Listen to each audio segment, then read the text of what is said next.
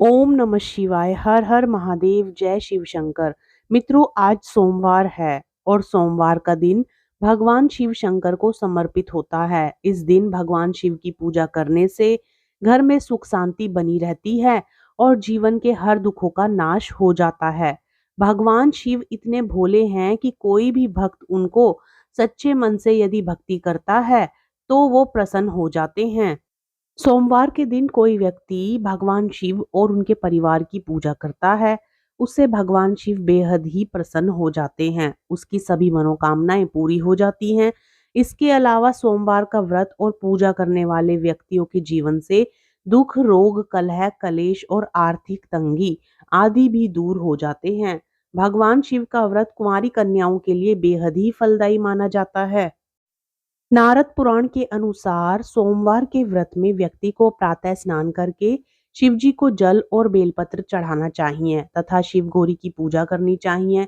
शिव पूजन के बाद सोमवार व्रत कथा सुननी चाहिए। इसके बाद केवल एक समय ही भोजन करना चाहिए। साधारण रूप से सोमवार का व्रत दिन के तीसरे पहर तक होता है, मतलब शाम तक रखा जाता है। सोमवार व्रत 3 प्रकार का होता है: प्रति सोमवार व्रत, सौम्य प्रदोष व्रत और 16 सोमवार का व्रत। इन सभी व्रतों के लिए व्रत विधि एक समान होती है। सोमवार व्रत कथा के अनुसार किसी नगर में एक धनी व्यापारी रहता था।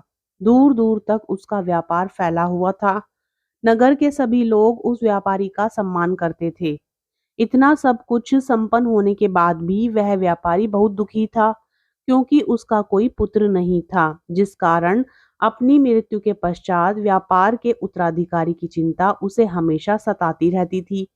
पुत्र प्राप्ति की इच्छा से व्यापारी प्रत्येक सोमवार भगवान शिव की व्रत पूजा किया करता था और शाम के समय शिव मंदिर में जाकर शिव जी के सामने घी का दीपक जलाया करता था। उसकी भक्ति देखकर मां पार्वती प्रसन्न हो गई और भगवान शिव से उस व्यापारी की मनोकामना पूर्ण करने का निवेदन किया। भगवान शिव बोले, इस संसार में सबको उसके कर्मों के अनुसार ही फल मिलता है। जो प्राणी जैसा कर्म करता है उन्हें वैसे ही फल की प्राप्ति होती है। शिवजी द्वारा समझाने के बावजूद मां पार्वती नहीं मानी और उस व्यापारी की मनोकामना पूर्ति हेतु वे शिवजी से बार बार अनुरोध करती रही। अतः माता पार्वती के बार बार आग्रह को देखकर भगवान भोलेनाथ को उस व्यापारी को पुत्र प्राप्ति का वरदान देना पड़ा। वरदान देने के पश्चात भोलेनाथ मां पार्वती से बोले, आपके आग्रह पर मैंने पुत्र प्राप्ति का वरदान तो दे दिया, परंतु इसका यह पुत्र 16 वर्ष से अधिक समय तक जीवित नहीं रहेगा। उसी रात भगवान शिव उस व्यापारी के स्वप्न में आए और उसे पुत्र प्राप्ति का वरदान दिया और उसके पुत्र के 16 वर्ष तक जीवित रहने की बात भी बताई। भगवान के वरदान से व्यापारी को खुशी तो हुई, लेकिन पुत्र की अल्पायु की चिंता ने उस खुशी को नष्ट कर दिया। व्यापारी पहले की तरह सोमवार के दिन भगवान शिव का विधिवत व्रत करता रहा। कुछ महीनों के बाद उसके घर एक अति सुंदर बालक ने जन्म लिया और घर में खुशियां ही खुशियां भर गई। बहुत धूमधाम से पुत्र जन्म का समारोह मनाया गया, परंतु व्यापारी को पुत्र जन्म की अधिक खुशी नहीं हुई, क्योंकि उसे पुत्र की अल्प आयु के रहस्य का पता था। जब पुत्र 12 वर्ष का हुआ तो व्यापारी ने उसे उसके मामा के साथ पढ़ने के लिए वाराणसी भेज दिया। लड़का अपने मामा के साथ शिक्षा प्राप्ति के लिए चल दिया। रास्ते में जहां भी मामा भांजे विश्राम के लिए रुकते, वहीं यज्ञ करते और साथ ही ब्राह्मणों को भोजन भी कराते। लंबी यात्रा के बाद मामा भांजे एक नगर में पहुंचे। उस दिन नगर के राजा की कन्या का विवाह था, जिस कारण पूरे नगर को सजाया गया था। निश्चित समय पर बारात आ गई, लेकिन वर का पिता अपने बेटे के एक आंख से काणे होने के कारण बहुत चिंतित था। उसे भय था कि इस बात का पता चलने पर कहीं राजा विवाह से इनकार ना कर दे, इससे उसकी बदनामी भी होगी। जब वर के पिता ने व्यापारी के पुत्र को देखा तो उसके मस्तिष्क में एक विचार आया। उसने सोचा, क्यों ना इस लड़के को दूल्हा बनाकर राजकुमारी से विवाह करा दूं। विवाह के बाद इसको धन देकर विदा कर दूंगा और राजकुमारी को अपने नगर ले जाऊंगा। वर के पिता ने लड़के के मामा से इस संबंध में बात की।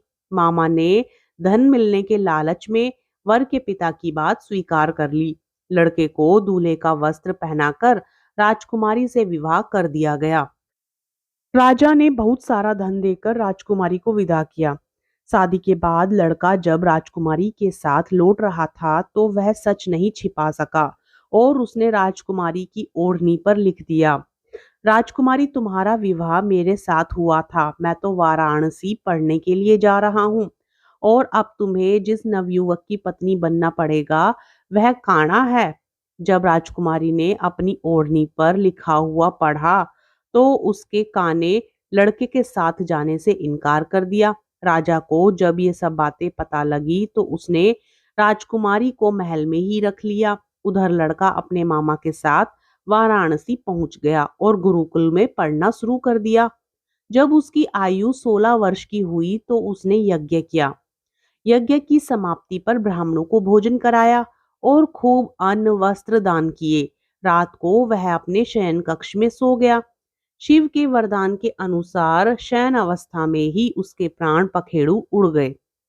सूर्योदय होने पर मामा मृत भांजे को देखकर रोने पीटने लगा। आसपास के लोग भी एकत्र होकर दुख प्रकट करने लगे। लड़के के मामा के रोने विलाप करने के स्वर समीप से गुजरते हुए भगवान शिव और माता पार्वती ने भी सुने।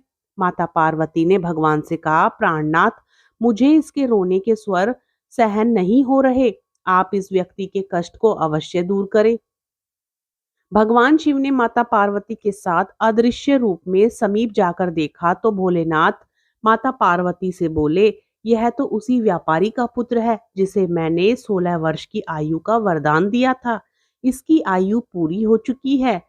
माँ पार्वती ने फिर भगवान शिव से निवेदन कर उस बालक को जीवन देने का आग्रह किया। माता पार्वती के आग्रह पर भगवान शिव ने उस लड़के को जीवित होने का वरदान दिया और कुछ ही पल में वह जीवित होकर उठ बैठा।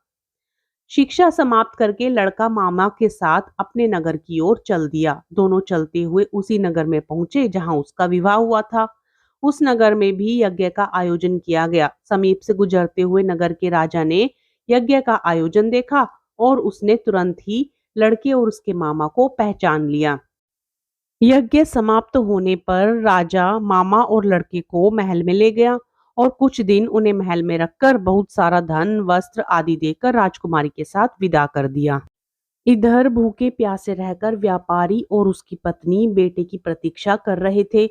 उन्होंने प्रतिज्ञा कर रखी थी कि यदि उन्हें अपने बेटे की मृत्यु का समाचार मिला तो दोनों अपने प्राण त्याग देंगे। परंतु जैसे ही उसने बेटे के जीवित वापस लौटने का समाचार सुना तो वह बहुत ही प्रसन्न हुआ। वह अपनी पत्नी और मित्रों के साथ नगर के द्वार पर पहुंचा। अपने बेटे के विवाह का समाचार सुनकर पुत्र वधू राजकुमारी को देखकर उसकी खुशी का ठिकाना ना रहा।